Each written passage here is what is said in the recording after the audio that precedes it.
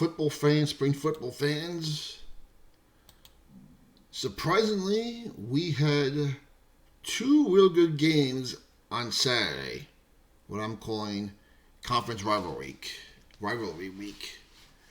We had Memphis playing their division rival, the Panthers, and we had Houston playing their division conference rival, the Birmingham Stallions. So the USFL was up yesterday first. We first start with Memphis and Michigan. And listen, the way Memphis is looking, I thought they were just going to pack it in because pretty much the last few years, it has looked like, the last few weeks, it has looked like, as my band breaks, that the Memphis Showboats have packed it in for the year. Now, as I was saying last video, I think that they should bring back the win incentive bonus next year because to avoid stuff like we saw the last few weeks at the Showboats. But yesterday, to their credit, the Memphis Showboats played very well. Now, they did lose 24-18. But hey, at least they were in it for the whole game, and they tried.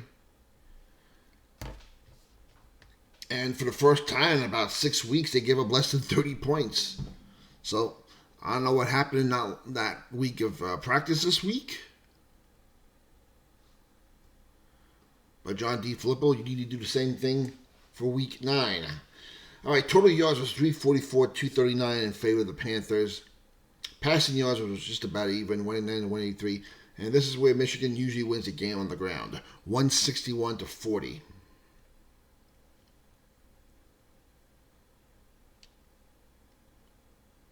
That's how Michigan wins their games. Now, first downs, 22-14 in favor of Michigan. Time of possession was 32-28 to 27-32 in favor of Michigan. Pretty even. But Michigan wins their games on the ground. Brian Lewerke was 6 of 11 for 82 yards. Bryce Perkins was 7 of 9 for 106 yards. Each had a touchdown. Case Cookers, who actually looked pretty good yesterday, was 10 of 16 for 179 yards, 1-1 on the touchdowns and interceptions. And Josh Love, who came in after Case Cookers got hurt, and let's face it, Case Cookers has had a brutal year with that offensive line. Was 9 of 12 for 56 yards, 1 touchdown. He did okay, but even though Memphis didn't give up 30 points, they gave up well over 100 yards of rushing, and that was the difference in this game. Michigan is now 6-2. I think they've won like 5 in a row now. Memphis is now 1-7. But hey, they gave us a great game at least. I was expecting to be there for 3 hours being bored, thinking Michigan was going to blow these people out. And they didn't, which I am very thankful for. Because there was nothing on the sports world yesterday to really watch until prime time. So Michigan would keep the little bit of pressure on the Birmingham Stallions, and let's talk about that game as part of Rivalry Conference Week. Houston, to my surprise, well, they have played them tough. But the first time they played, they were blown out. But hey, the Roughnecks came, they played, and they made it fun and interesting too, just like the Showboats did. Birmingham wins this game though, 35-28. They pretty much have clinched home field advantage for the USFL conference game, which I know is a joke when you find out about the scheduling issue that might have happened that thank God will not happen. Total yards was 322 to 311 in favor of the Stallions. So the Houston Roughneck offense finally woke up. Passing yards 176 to 173 in favor of Houston. Rushing yards 149 to 135 in favor of Stallions. The Roughnecks were right there. Here's where the little bit of difference made. 22 to 17 in favor of first downs for the Stallions. Time of possession, Houston pretty much dominated, 33 to 26.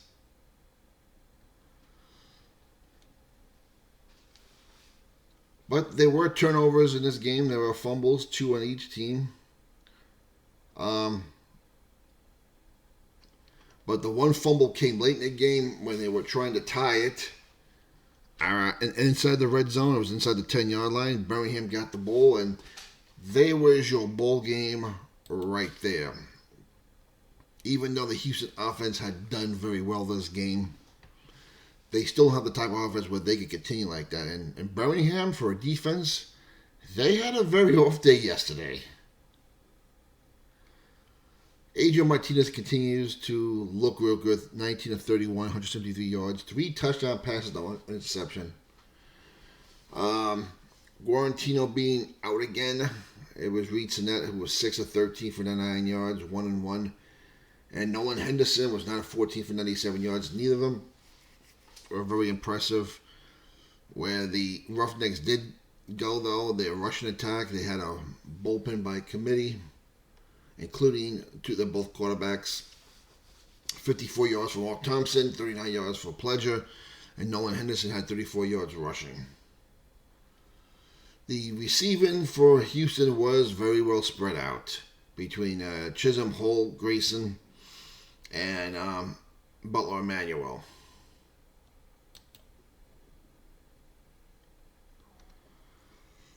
But this game came towards the end. They had the ball, was about, I think, was it the 25-yard line, 3 seconds left. And they allow a sack on Reed Sinnett, and that's the game. Birmingham wins 35-28. They have now won 15 straight. Home field advantage the right way now belongs to Birmingham. Now, of course, we had the scheduling conflict. We were found out that during the conference championship week that Ford Field had another item booked for their venue, so Ford Field was not going to be available even if Michigan had managed to win the home field advantage somehow. And you could think that as part of being part of the merger where they had to rush things. Well, all I can say is now, thank God the Stallions do have the home field advantage. This has happened one time before. If you remember, in the first year of the World League of American Football, the New York, New Jersey Knights were supposed to play the London Monarchs at London. And it was supposed to be, I think, the conference final. And because Wembley Stadium had been taken up by another venue, the London Monarchs had to come to Giant Stadium to play the New York, New Jersey Knights for their home game. Now, I remember that game. I was there. I mean, London had to travel 5-6 time zones away to play their home game. And it almost cost them. The New York, New Jersey Knights got into a huge lead. The London Monarchs came back and won the game. But it was like the whole embarrassing thing how Wembley Stadium was booked already. Well, this is what you're dealing with in a league that was rushed because of the government getting away in a merger. But hey, listen, as far as the games go yesterday, you had to be very happy. I mean, these two teams could easily packed it in. Curtis Johnson's team has been terrible on offense all year, and they scored 28 points and should have had more yesterday. Also missed a field goal.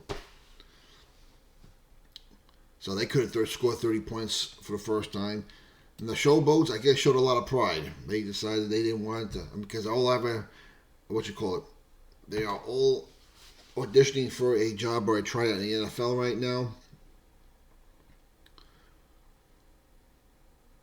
So to my surprise, I'm hopeful about today's games now. Will DC come out and play St. Louis? Because DC still has a lot right on the line. They lose today and San Antonio wins, they're going home and that conference title is set. So can DC go in there and give St. Louis a game? Because they are banged up. There's a lot of holes in Shields Up Nation right now. There just is. They have a lot of injuries. Jordan Tamer is coming off concussion protocol. I'm not even sure if he's going to start. And the second game, I really think the Arlington Renegades have a chance to beat the San Antonio Bombers. So let me know what you think. What you think about yesterday's games. I was pleasantly surprised. I watched both of them in its entirety yesterday.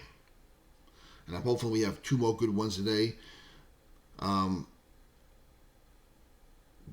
The rating for these two games should be interesting because Memphis and Michigan really had zero competition really, unless you're watching your local baseball game. The second game between Birmingham and Houston had competition between Game 6 between Edmonton, Vancouver, and NHL, and Game 6 between Oklahoma City and Dallas. And the hockey game was pretty boring. It was a blowout by Edmonton, and Dallas ended up knocking out Oklahoma City, so that should be interesting at all today. The Defenders and Battlehawks will not have any competition either. They're a noon game. The Nick game does not come until 3:30 till after the game ends, which is a smart scheduling decision. And then I think later on tonight we're going to have Arlington and San Antonio. Yes, you may have a problem with Game 7 of Denver and Minnesota. So we'll see how that turns out. Let me know what you thought about yesterday's games. I was surprised in a good way. I'm glad Houston and Memphis made me eat my words. I'm glad they did, because for the sake of the league, we need these games to be competitive.